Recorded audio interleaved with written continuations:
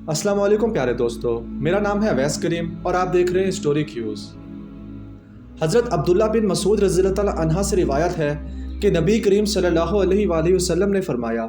कि मैं तुम्हें 7 ऐसे फितनों से बाखबर करता हूँ जो मेरे बाद रूनुमा होंगे। एक फितना मदीना से उठेगा, एक मक्का से, एक यमन से, एक शाम से, एक मशरिक से, एक मगरिब से और एक शाम के मरकज़ से, और यही फितना सुफियानी होगा।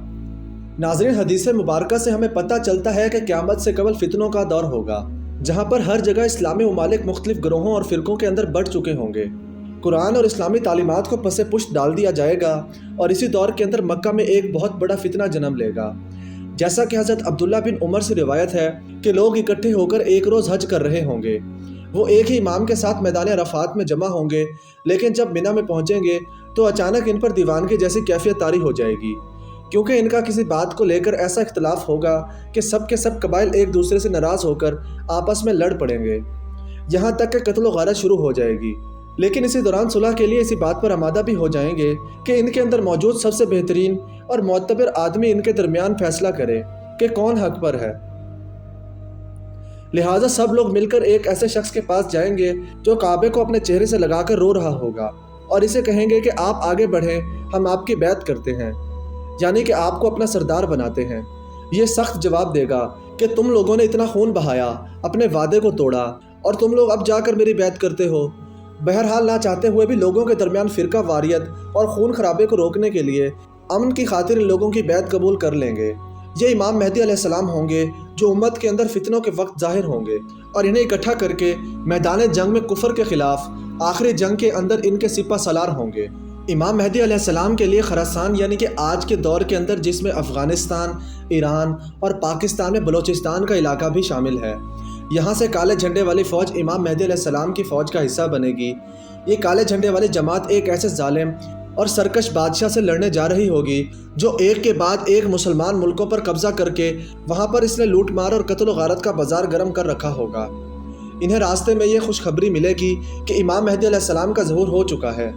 लिहाजा ये लोग रास्ते से ही वापस जाकर इमाम मेहदी अलैहिस्सलाम की बैत करके इनकी फ़ौज में शामिल हो जाएंगे,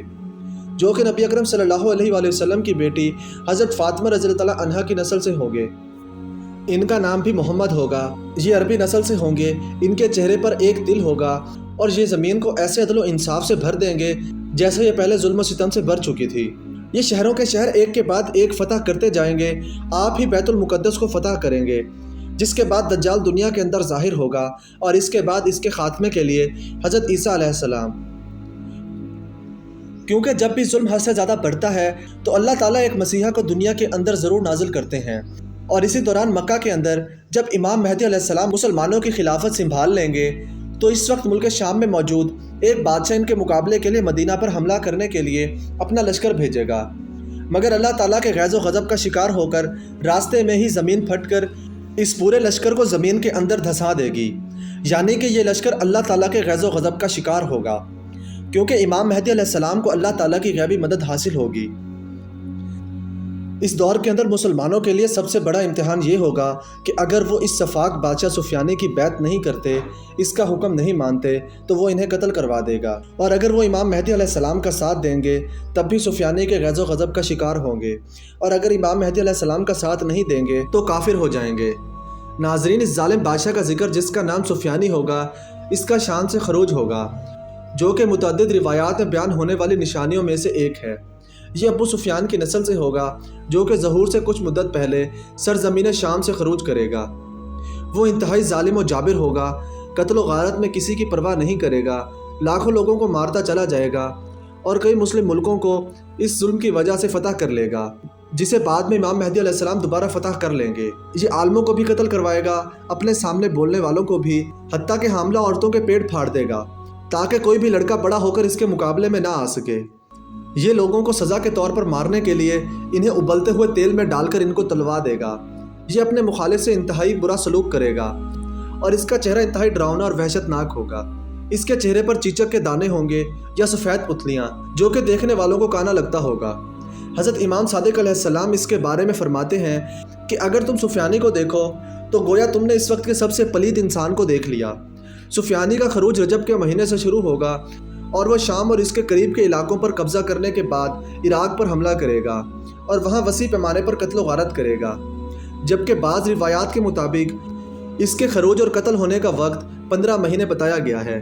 اسی کے دور میں خسف نام کا معجزہ ہوگا، یعنی کہ زمین کے پھٹنے اور اس کے اندر سفیانی کی پوری فوج کے گرنے کا، کیونکہ خسف کے معنی ہے پھٹنے کے اور گرنے کے، اور بیدائی مکہ اور مدینہ کے درمیان ایک علاقے کا نام ہے۔ اسی لیے خسف بیدائی سے مراد یہ ہے کہ سفیانی امام مہدی علیہ السلام کے ظہور کی خبر ملتے ہی ان کی فوج سے مقابلہ کرنے کے لیے ایک لشکر مکہ کی طرف بھیجے گا، اور جب یہ بیدا نامی علاقے میں پہنچے گا تو یہاں پر زمین پھٹ جائے گی اور سارا کا سارا لشکر زمین کے اندر دھس جائے گا، سوائے 2 لوگوں کے، جو کہ واپس جا کر یہ تمام واقعے سفیانی کو بتائیں گے۔ اس واقعے کے متعلق امام محمد باقر رضی اللہ تعالیٰ عنہ نے فرمایا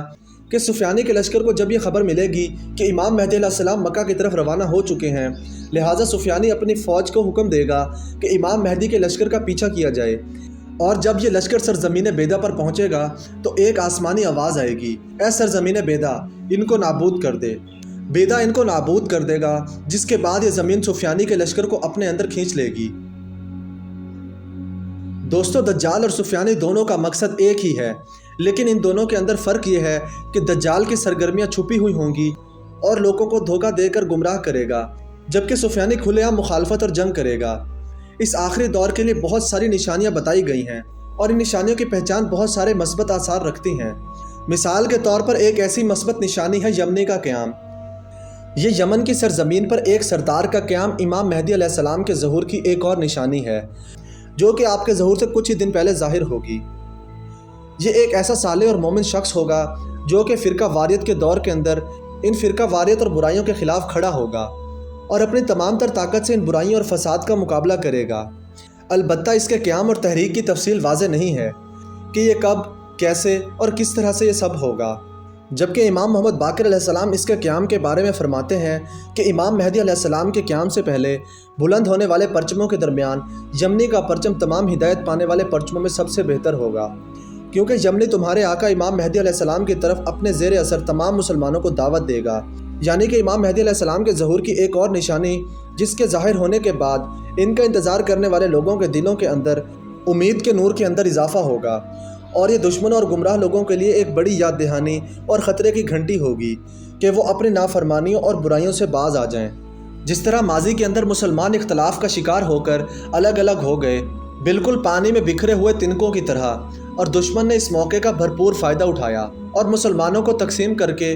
یا ان کے اتحاد کو توڑ کر انہیں ایک ایک کر کے ختم کرنا شروع کیا، جو کہ آج کے دور کے اندر بھی چل رہا ہے۔ عالم کفر نے کیسے ایک کے بعد ایک مسلمان ملک کو تباہ کیا، یہ ہمارے سامنے ہے،